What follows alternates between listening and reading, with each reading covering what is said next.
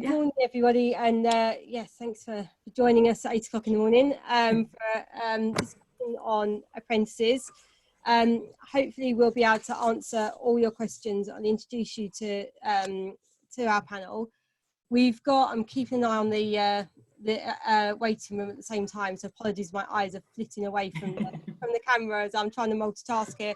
I'm not quite getting used to Zoom yet. But yeah, so we've got our three experts, Jennifer, Karen and Sue, who are here to answer all your questions about apprentices. Please do use the chat to put your questions. I will pull the questions out and put them to our panel, and yeah, we'll kind of go from there. So I'm going to start by I'm going to start with a poll. Actually, that's what I'm going to do. So I'll put that there just to kind of get in. Okay, I would start with a poll, and it's just told me that my session is inactive. So perhaps you could, I'll swift diversion. Perhaps you could put in the chat. Have you employed apprentices before? Yes, no, or planning to? If you could put that in the chat for me. So we've got a good mix there, and plenty planning too. So hopefully we'll be able to answer your questions. So I'm going to start. I'll start by handing over to Karen. If you can introduce yourself first, Karen, and then we'll we'll go from there. Lovely. Morning, everyone. So I'm Karen, as Jennifer says, and I guess for the purposes of this panel, I've worked with apprenticeships for around about 25 years. So I've been an employer of apprentices. I've worked within the policy and the management of training providers and colleges. And these days I keep myself busy working as a consultant, so working with employers and thinking about apprenticeships and their workforce strategy, working with providers to develop new apprenticeships or improve their apprenticeships, those sorts of things. And I also, the introduction to Jennifer came through, I do some work across the east of England coordinating the Apprentice Ambassador Network, which is a group of employers who work with apprenticeships and are passionate about apprenticeships in their workforce, and I work with them to help them, I guess, share messages with other employers and talk about why they do it. So that's where that came from. And I guess just in terms of a bit of positioning for today, we've seen a lot of changes in apprenticeships in the last 2 or 3 years. So if you've got a preconceived idea around what apprenticeships are, hopefully today we're going to bring you up to speed a little bit with kind of what they look and feel like now, because there have been significant changes. So we'd like to do a little bit of myth busting with you today, you know, around this.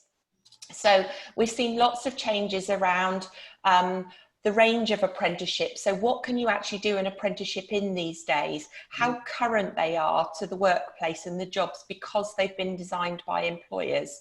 How flexible they can be as part of your workforce strategy.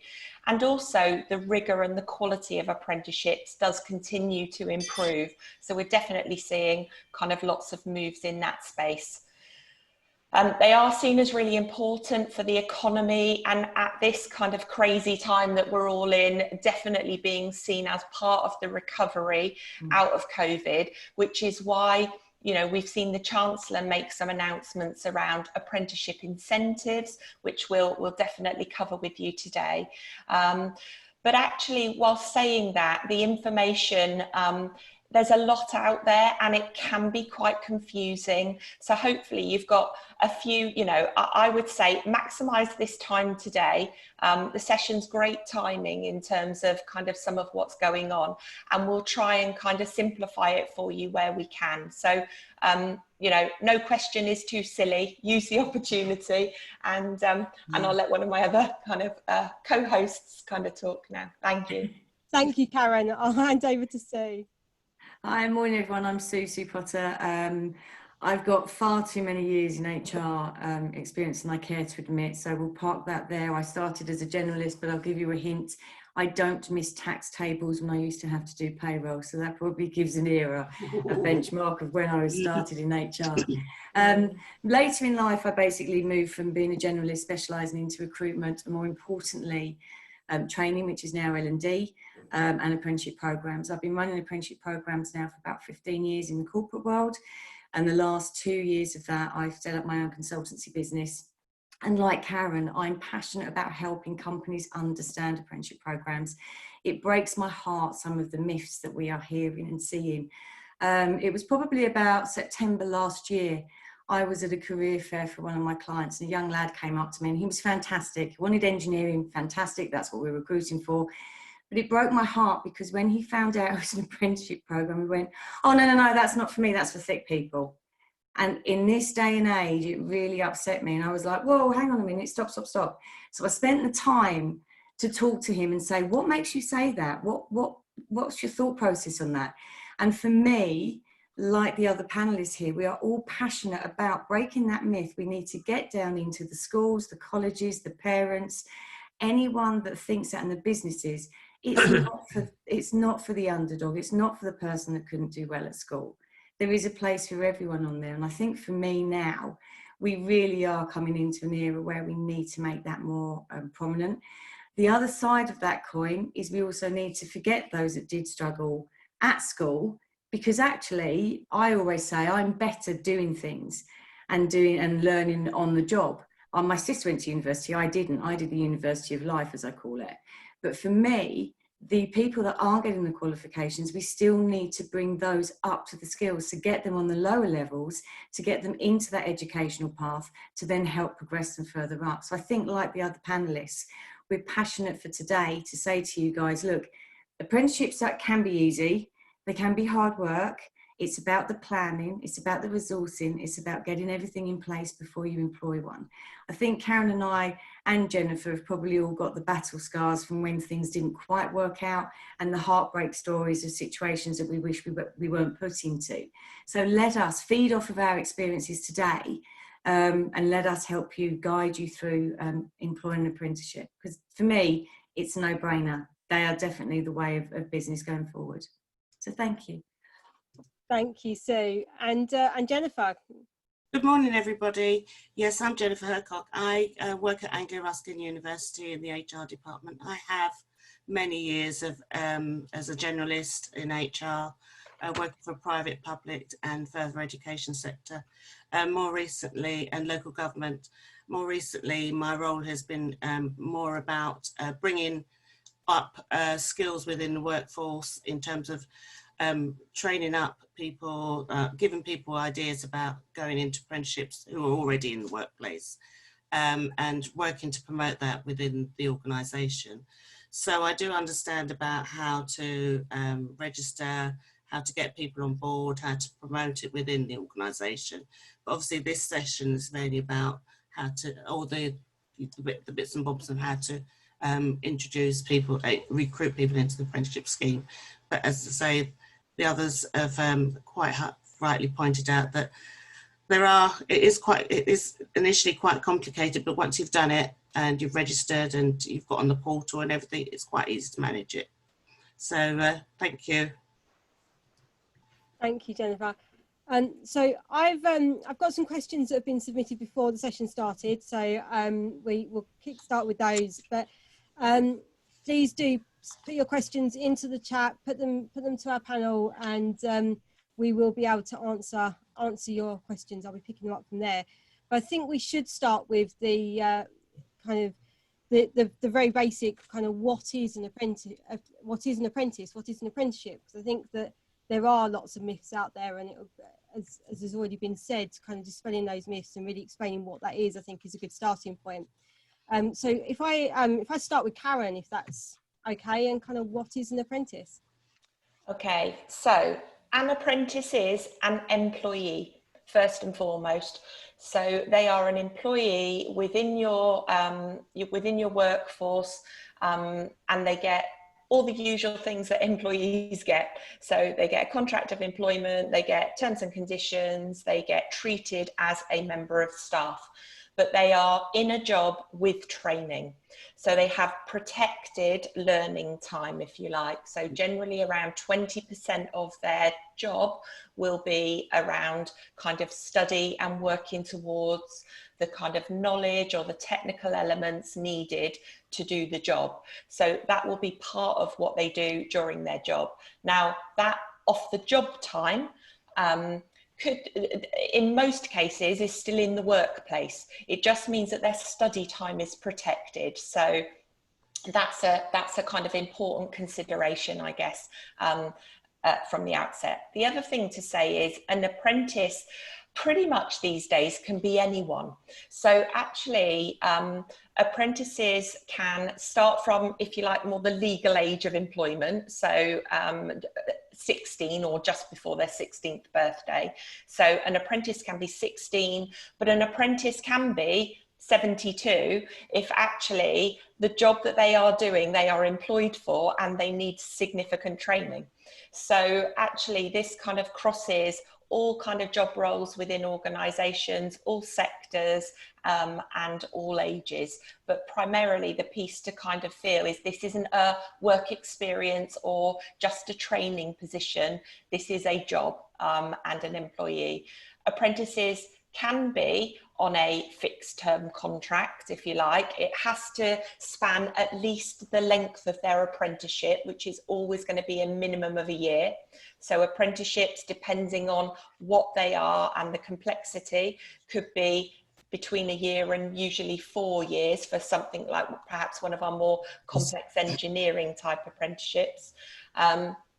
So they can be on a fixed term contract, but actually my advice would always be to employers around thinking about them as a permanent addition to your workforce, about what that there will be a job role, that you're training somebody up. Why would you want to train somebody up for 18 months and then let them walk away with all the skills you've invested to another employer? So actually, you know, it's good to think about this as a long-term position. And probably the last thing to say before others chip in with anything I might have missed that's important is that an apprentice can be a new recruit into your business or can be an existing member of staff that needs upskilling or reskilling. So that's one of the changes we've seen in apprenticeships. So we want to dispel some of those myths that, you know, apprenticeships are for not very bright people, they're only for the trades and very basic jobs, they're only for entry level things. They're not. There's a range of apprenticeships now, from kind of GCSE equivalent that we call level 2, right through to degree apprenticeships, so equivalent of a master's degree, so level 2 all the way through to level 7. So there should be something for everybody in most cases, I would say. Thank you, Karen.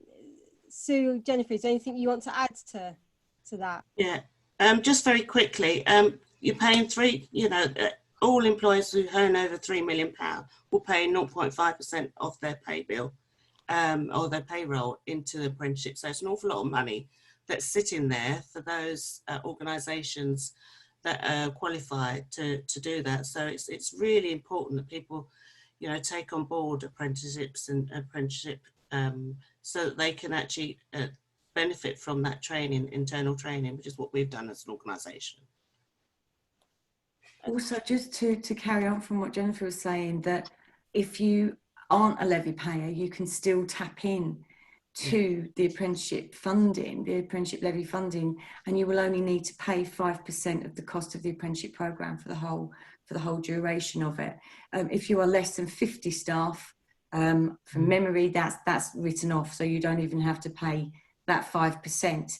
So again, the apprenticeship levy is very good to look into. And I don't know if my colleagues have had any success, but there is also an opportunity for apprenticeship levy payers to bequeath 25% of their apprenticeship levy pot per year to another company that they have strong links with or want to support.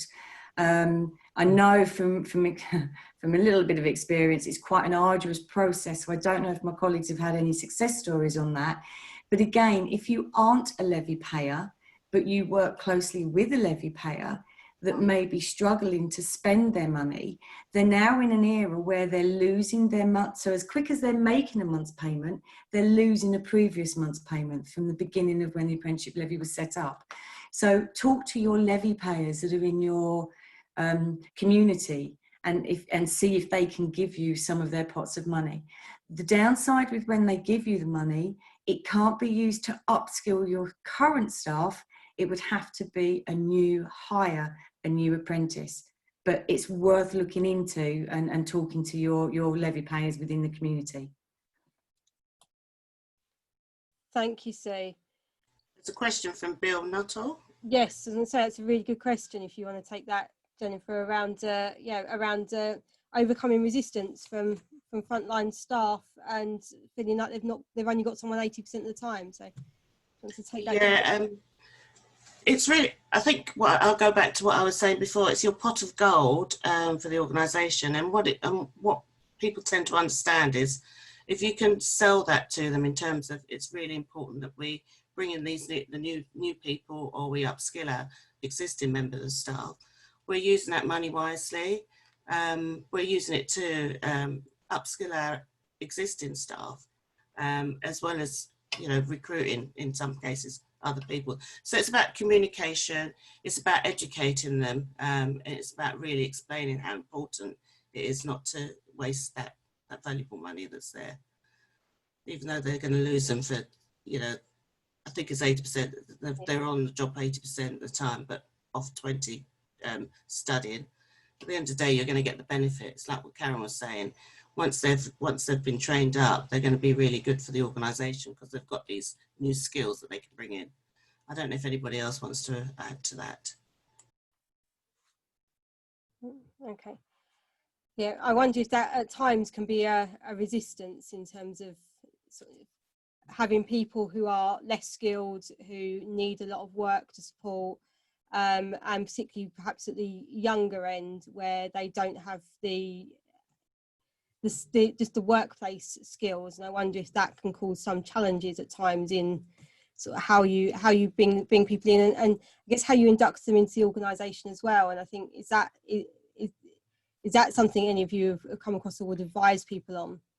Yeah, I mean, I would say having any new employee into an organisation is not without its challenge, you know, and is not without its need to, you know, to onboard them well, to kind of really focus on their induction, to teach them how do we do things here. So an apprentice might need more of that, but actually it's already things that employers do. It shouldn't be anything kind of completely new. And I would also say that the minute we talk about taking on an apprentice, everybody's mindset does go to a young person who might not turn up, who's a bit grouchy in the morning, or, you know, kind of who's a bit difficult to communicate with. And actually my experience is absolutely not that. You know, my experience is everybody has told some of these people for a long time that, you know, that they should go to university, they should go to college and whatever. And some of these people have fought to want to get into the workplace. So actually quite often they're pretty persistent, they're fighters, they know what they want, they're quite focused on the career path that they want, or the fact that, you know, they want to repay that commitment from an employer. And they're not all young. So, you know, one of the things I think we're absolutely going to see over the current time, whether, you know, in terms of kind of potential around recession, we're seeing huge amounts of redundancies at the moment. You know, this could be an amazing time for somebody to be really thinking about a career change, you know, around something that they have always thought they wanted to do. You know, I've seen some amazing apprenticeship stories about people who have come from an office-based position and gone to work in the NHS, because actually redundancy, I've been through redundancy, it really does make you reflect and think, what really matters to me? What kind of employer do I really want to work for the next 10 years or the next kind of whatever? So I think let's not just let our minds immediately go to, you know, the kind of Kevin and Perry image of a young person who might be joining an apprenticeship, because actually I don't think it is like that. Yeah, thanks, Karen. We're getting some really good questions coming in now. some good ones around funding, and there's a few there. And I think starting with kind of, do employers actually understand the apprenticeship levy and how to manage it effectively? And perhaps if I can ask Sue for you to pick up that one. There's ones there around sort of estimating costs as well in terms of bringing on apprentices. It really depends on the apprenticeship programme that you are looking for. So, for example, we've just hired for one of my clients an electrical control and instrumentation apprentice. The college that they're going to, there's a lot of enhanced skills. So they pay extra than what the levy provides. But the maximum funding, usually for engineering, so mechanical, electrical, is about 25,000. So if you're an apprenticeship levy payer, that will just come out of your levy pot that you've accrued, and the levy's been around now for a good few years. So a lot of firms, if they haven't been using it, should have quite a good pot of gold sitting there. If you're looking at something like business administration, for example, and forgive me, this is off the top of my head, you're probably looking at more of a couple of grand, maybe 5,000 for the whole course. Usually with engineering, you'll be looking to try and get someone in, ideally maybe at a level 3 straight away, if they've got the GCSEs. If not, you may want to go via the level 2 route, let them find their feet back into the educational world, and that will be slightly cheaper. Don't forget though, I know some of those engineering ones are big figures. If you are a company of 50 plus, you would only have to pay 5% of that. I think one of the questions again was, how do we go about employing an apprenticeship program? There are numerous routes. You can either come to people like Karen and myself, and we can help you find the best fit. The biggest question I would ask though, for anybody, and I'm sure Karen will agree, is why do you want an apprentice? And it's looking at your succession planning, your current resource pools, but not just the duration of the apprenticeship program, the future for them. Because as Karen mentioned, there's a big investment, time and money. So look long term. You can either come to people like ourselves to help you, or you can work directly with Anglo-Ruskin universities, any of the other local universities. And don't just always worry about looking internally within your community. Also look further afield if you haven't got the specialism in your area, because there's a lot of movement now going to online for a wee while, obviously with COVID. And from some of the colleges and universities I'm talking to, some of them are going to stick to some of the basics on doing it online initially. So I don't know if that's answered it fully, but it really depends on, for costings, what type of apprenticeship program you were looking at. I mean, if you go onto the government apprenticeship standards website, you will see a huge array. And I mean, there's everything from undertaking, there's things like the business admin, there's the classic trades that we know, and some really fantastic musical ones. Everything's on there now. If you go onto the government website, you can see all the different standards, or link into local colleges or people like Karen and myself. Yes, someone was asking about how to estimate the costs. When you go onto the government portal, someone within your finance team would have been connected with the portal and would be putting money into that pot for you. When you go onto the portal, you'll see there's an area which basically tells you how much you've got to spend.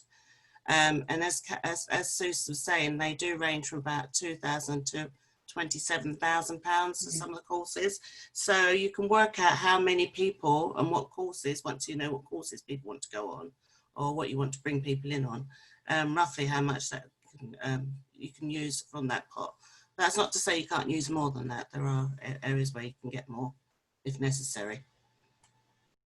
Thank you. There's a question here about the steps to take to access the levy and make a new apprenticeship hire. Perhaps Karen, that's something that you can answer. Yeah, so there actually is now, and I don't say this very often, but there actually is now a really nice government site. You know, they've done a lot of work on it. They've taken a huge amount of stick and feedback from employers to say it's clunky and it's not friendly, and I end up in this kind of loop that I get confused. So I think, Jennifer, one of the things we could do at the end of this is for everybody on your call is send out the link to that so they land on the employer pages. And I think we should also send out the link to what Sue was talking about, which is where people can find the actual apprenticeship standards. But actually, the employer pages will take you to that. So when you land on the employer pages, the first thing you can do is find the apprenticeship. So what is the job role that might be of interest? And trust me, as HR colleagues, you can lose a happy half an hour of your life scrolling through, looking at the things that you think, I never knew there was a job in that. So it's really enjoyable. I found a new apprenticeship in munitions that's been approved in the last month, which is kind of intriguing me. So you can, you know, you can work through, you can find the apprenticeship, and you can kind of you can search by sector, you can search by level, you can search by word. So, and that will throw up, and then you can have a look at. So each apprenticeship is written to give you what are the knowledge, skills and behaviours that are required for this job. So you can read through that and really think, that's it, or that's not quite it, let me have another look. So first of all, you would need to have a look and choose the apprenticeship. And then what the site allows you to do is say, if this is the apprenticeship that you're interested in, now let's find you a training provider in your locality that offers this apprenticeship. And it will ask you for your postcode of your location, and then it will bring up a kind of search findings, if you like, for the providers that offer that, and further information about them, about satisfaction rates, about perhaps how they run their apprenticeship model. So do they do a little bit of blended learning? Do they do one-to-one visits in the workplace? Is it a day release type program, which some are? So you will be able to get a huge amount of information, and easily accessible information within about 10 or 15 minutes of a kind of search that hopefully would help you on that journey. But my main bit of advice, I think, if you were new to this, is find that apprenticeship that you're interested in. Find a training provider that you'd like to work with, because the training provider is the key to simplicity, or should be, if they're the right one. In that will unlock, they should help you through all of this process. So they should help you navigate kind of the costs, how it would work, what the commitment is. If you don't have a job description written kind of for an apprentice or for this job, they should be able to help you kind of with that. So they should take you by the hand and lead you through and make that stuff as easy as possible. There definitely is paperwork and there is rigor and requirement around it, but they should help you with it. So that would be my advice, and we can absolutely send that link, Jennifer, I think after the call. Yeah. One thing as well is, just following on from Karen, is you may find 2 or 3 providers within your local area. Yeah. Interview them, treat it as it's an investment. You're investing the training into your new apprentice. So go do the due diligence like you would do if you were buying a 50 grand bit of kit, for example. You can tell I've worked in manufacturing, so forgive me, but if you were investing in big machinery, you wouldn't just go to Argos or online. You would do the due diligence. Please do the same, because as Karen said, the training provider and that relationship is key.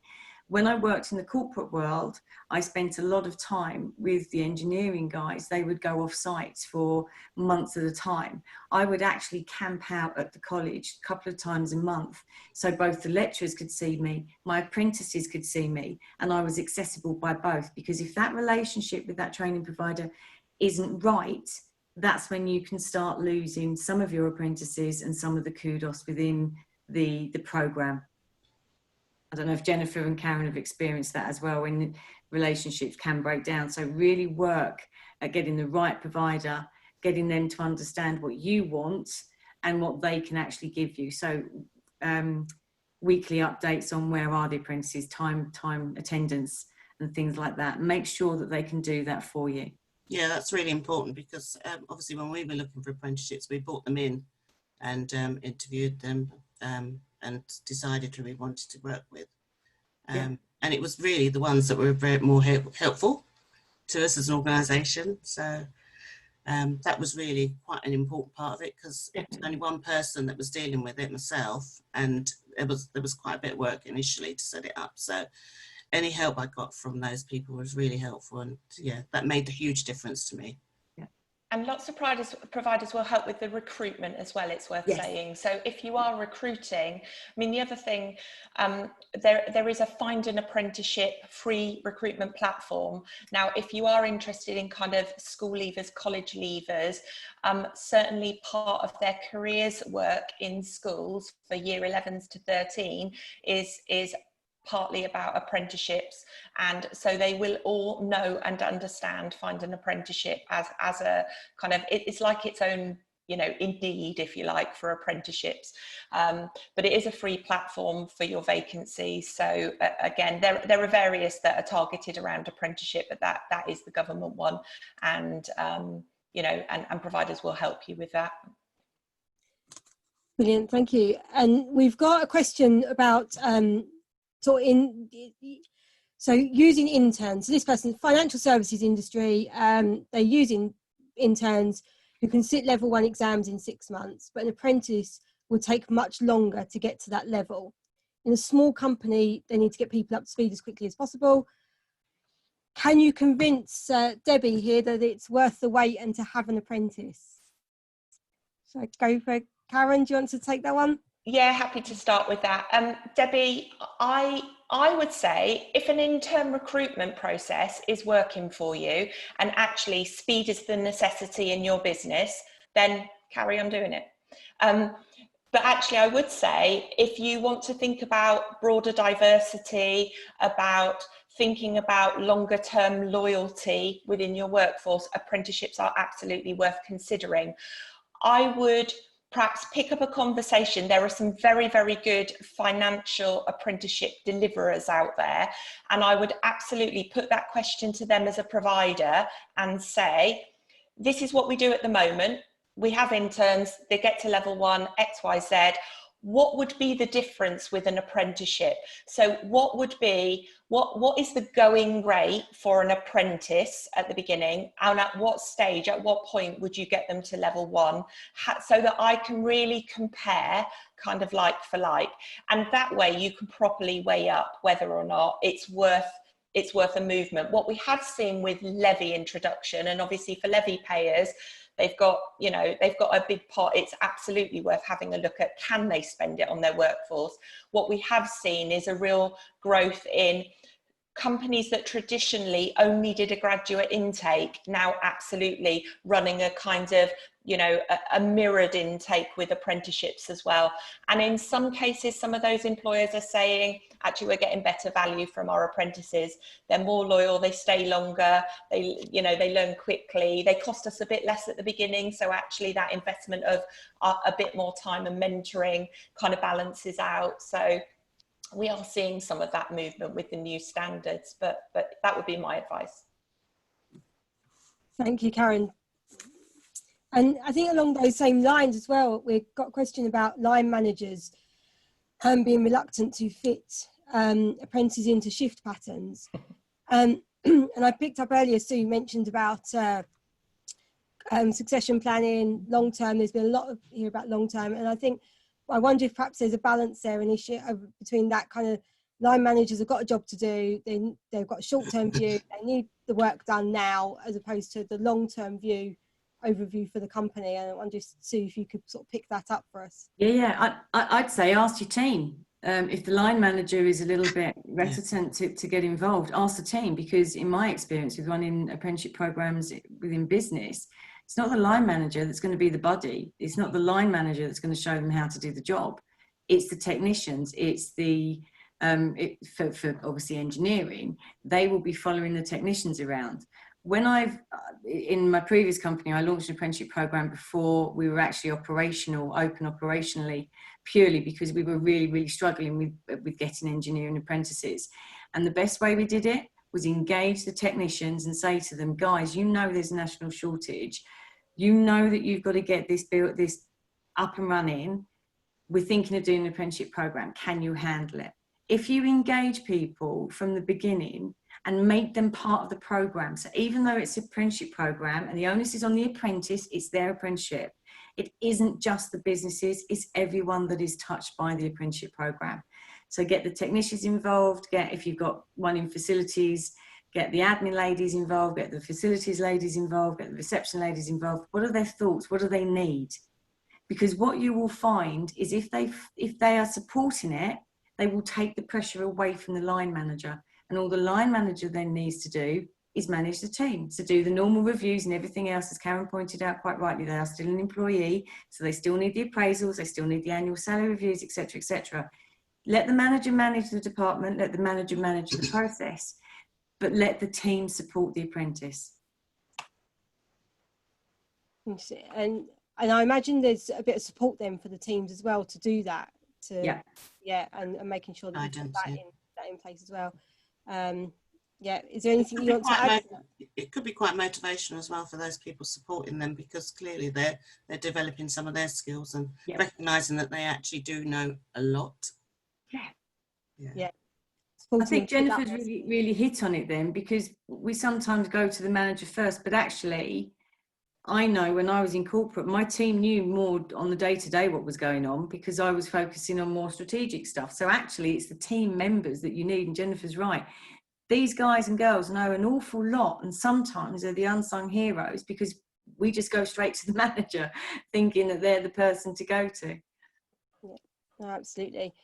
Thank you. And I think we had a question come in before starting this morning, but around the Kickstart scheme and the differences between the apprentice and Kickstart. So Karen, perhaps I'll ask you to start with this one for me.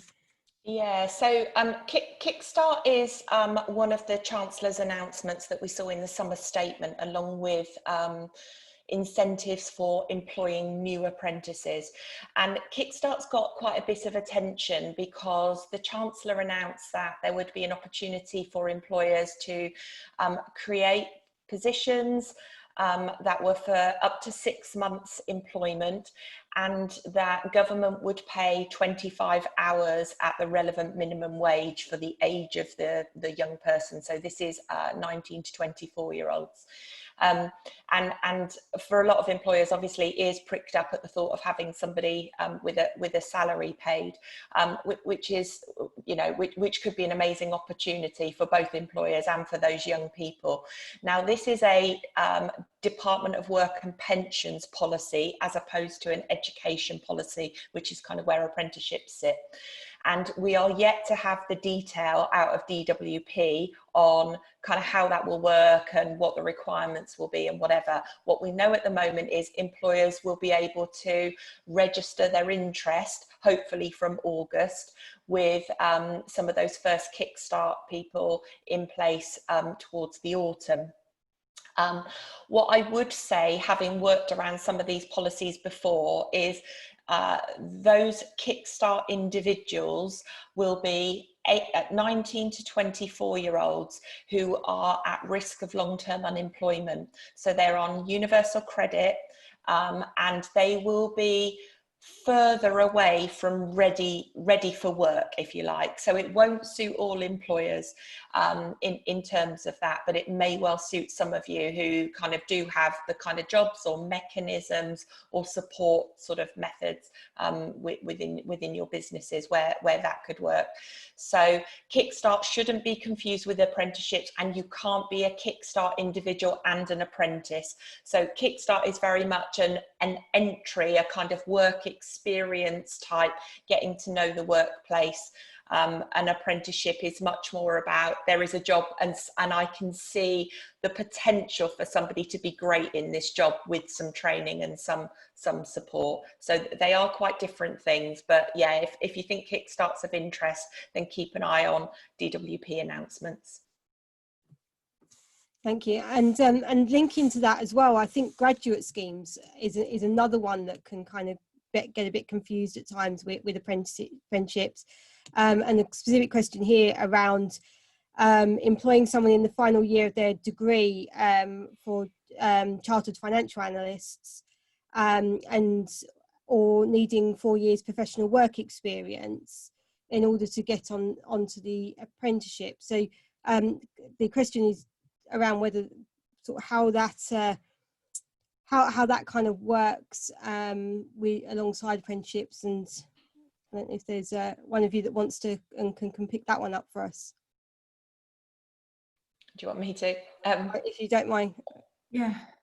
I think this question, I saw this question, and I think it's slightly confusing what an apprenticeship is. What's being described in the question isn't an apprenticeship. No. So an apprenticeship would start to finish, even if that were a 4-year program, be an employed position with training, doing the qualifications kind of as part-time study through that. So I think there's a bit of confusion there about, you know, it is possible for somebody who's a graduate to then be in a job in the workplace and do an apprenticeship later. You know, that absolutely is possible now. You can do an apprenticeship at a lower level than your previous kind of level of qualification, which in the old days was a no-no. That's now possible. So again, that whole retraining, reskilling, as long as there is a demonstration of needing significant training and significant learning, that's fine. So perhaps we might need to go back offline on that question, Jennifer, and just see if we can unpick it a little bit for your colleague there. Yeah, yeah. So yeah, if we want, I'm not sure who actually put that question to us, but because that came in prior to the session. So okay. But if you're on the call and want to follow up with that, then obviously please either put in the chat or again bring it up with us offline, and we can follow up with that. So just to come to a few more questions on the chat. So we just dip into the levy. So our apprenticeship pot was 440. Does this mean we can only take on one apprentice? We have 127 employees. So is that something you can take for us? Sorry, I got sidetracked because Debbie said that was her question. So before moving on, I don't know if we want to, or maybe talk to Debbie at the end of this session. Okay. Sorry, I got completely sidetracked. No, well spotted. As I was reading that question that came up. Debbie, do you want to unmute yourself and follow up on that? Oh. Hi. Hi, Debbie. Hiya. Can you hear me? Yeah, thanks for answering my questions. And I'm sorry if my question that I submitted was a bit confusing. It's along the lines of the sort of intern versus apprenticeship program. I know there is an FCA standard that allows, apprenticeship standard that does allow graduate intake, and then a training program. So I was just, to be honest, I can't remember exactly what I wrote in that question, but it was just about, you know, again, as I say, trying to decide whether to go on the intern route, and can I just say they are paid interns, but, you know, against an apprenticeship route, and just, you know, but I think you've probably answered my question, and I think what I need to do is go to the training provider and find out the difference between, as Karen said, training provider, and find out where we can get to at what stages, and see whether it's viable for us. I think that would be good advice, Debbie. The training providers are well used to almost a very open conversation about whether or not this is right for your business or not right for your business, and kind of looking at what you already do. So that question as well around that particular standard and things, they would be able to get into the detail with you. So I think that's the way to go. It's really important for the provider to be clear about that, because obviously they're rated on how well people finish their apprenticeship scheme. So they have got, they are looked at, aren't they, in terms of whether they're providing the right service. Yeah. And if they're not, then obviously they get taken out of the system. I don't know if that's still the case now. Yeah, that is the case. Yeah, absolutely. Jennifer, I'm happy to pick up Emma's question about her levy pot. Okay. Emma, that's kind of a common position, in that we've got some whacking great big people with millions in their levy pot, like, you know, the GSKs of the world and kind of others. And then we've got actually quite a lot of providers that just got a little bit of money in their levy pot. You are not limited by your levy pot, I suppose, is the easiest way to answer it, in that if you decided to take on 10 apprentices, and the system itself will help you kind of work out how much that would cost. What will happen is that the way that apprenticeship funding works, it would take the money out of your levy pot first of all, and then anything over and above that, you could still have more apprentices, but you would pop into the paying a 5% contribution. So if you were doing if you were doing our most expensive, so apprenticeship costs for the training programme range between £1,500 and £27,000. There are 30 different funding bands, and they've all got their own approved funding band. And you can see that when you find the apprenticeship on that system I was describing. So for a £27,000 training programme, which is often going to be something more technical, engineering, maybe have a degree in it, those kind of things, the 5% contribution is £1,350, and that could be paid over kind of 2-3 years if that was the length of the apprenticeship. So it starts to become a really affordable training model for employers. If you compare that with the kind of learning and development costs of courses that you might use in other ways, because obviously government is paying the 95% of that. So hopefully that kind of clarifies that levy bit. Your levy isn't your barrier. You can have as many apprentices as you feel you need. And probably just there to pick up on Bill's question as well around what's the ideal kind of volume. Again, I think it is really about what works in your workplace, kind of what does the demography of your workforce look like, and do you have some challenges in some departments and some professional parts of it with an aging workforce and those kind of things where an apprenticeship could make a difference. There is something which you can Google. There's a really nice website. There's something within apprenticeship called the 5% Club. And actually there are quite a lot of employers there who pride themselves on having more than 5% of their workforce as apprentices. Certainly as an employer myself, and I worked in early years, we had 10% of our workforce as apprentices, and I have to say that was enough. You know, in terms of the amount of people kind of training at one time and progressing, but actually it was the kind of industry that did have a turnover. You know, it is the kind of industry where people would move for another £500 a year in job in terms of kind of pay scales. So actually keeping that kind of regular input coming through and growing our own was absolutely the right way to go. But hopefully that gives some steer, but there isn't a magic number, I'm afraid. Other than three obviously is a magic number. Thank you, Karen. And Sue, I'm wondering if you can answer Bill's next question, which is around the training and support for the apprentice coordinator. Yep. And making sure that role is kind of fulfilled and that person's got the skills and support that they need. Again, this is going to sound really a bit of a cliche, but depending on that individual's experience, there's an apprenticeship for business admin, there's an apprenticeship that can help them, there's an L&D apprenticeship program. It depends on that individual's experience. On the day-to-day, what I would recommend that coordinator does was they go out with whoever is doing the due diligence on the training providers, and they start to build that relationship with them. Training providers are fantastic at knowing the ins and outs of the system, the education system, what works, what doesn't work, and how to help employers with the 20% that I know a lot of employers are concerned about. So we don't have, as an employer, you don't have to have all the answers. The coordinator should look at support from HR with regards to any people issues, because as they are an employee, as I said earlier, they will have appraisals. They may need, if they're doing something naughty, they may have to have a conversation, investigation, and all the normal. So they will be, their key partners will be the HR team. Linking in with the training provider, and I would say certainly at the beginning of an apprenticeship program, they should be spending at least once a week, not necessarily a whole day there, but at least a couple of hours talking to the training provider, understanding the process.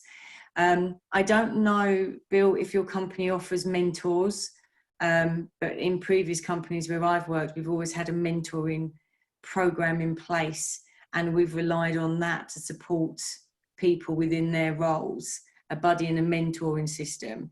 So I don't know if that's what you mean by the training and support for the coordinator, or if, oh, sorry. Yeah, carry on, sorry. No, I was going to say, because for me, it really depends on what the person in that role already has. The biggest thing is understanding some of the loopholes that can appear with the government processes, but linking in with the training providers, they are the experts in that because they're dealing with it day to day. I don't know, Bill, if that's answered your question, if you want to unmute and ask me anything else. As a coordinator myself, one of the things that I did find really helpful was the government helpline. Yeah. And the other thing that I found really helpful was joining the network. There's always some networks that support coordinators. So just find out which is available through your HR department. The L&D department might have contacts within their groups that might help support people. Bill, does that answer your question? Do you want to unmute and? Oh, you're on mute, Bill. Can you hear me now? That's it. You're back. Fantastic. So as you can tell, I come from predominantly an NHS management background. Yeah. Okay. And as I've tried to allude to, without breaking any confidentialities, I've worked in hospitals where on average you got 5,000 staff. And in a merged case, I've recently worked as an interim manager, senior director interim manager for a new merged trust that employs 14,000 staff over 3 sites. Now we had one apprentice coordinator to cover all 3 sites, circa 14,000 staff. And it was a real time management issue for them in trying to keep up to date with the changing paperwork, the changing training courses that were coming through, the time management issue of engaging with line managers, reports to the executive team on what are we doing on apprenticeships, etc. We nearly lost the coordinator because she felt that she hadn't got enough support. She herself wasn't able to fulfill a personal development plan, even though there was coaching and support. Right. And unfortunately, even when we were trying to say, we'll bring another part-time person, to me, it didn't seem enough that if you're wanting that one person to go out and be the PR relation manager for selling the value of apprenticeships within an organization, you've got to make sure they're adequately tooled up, they've got the right level of support, they have got the right level of qualification to do the job, they've got the influencing and negotiating skills, but also they need time themselves to develop and to nurture, because if you lose that one person, you've built all of your service around one person.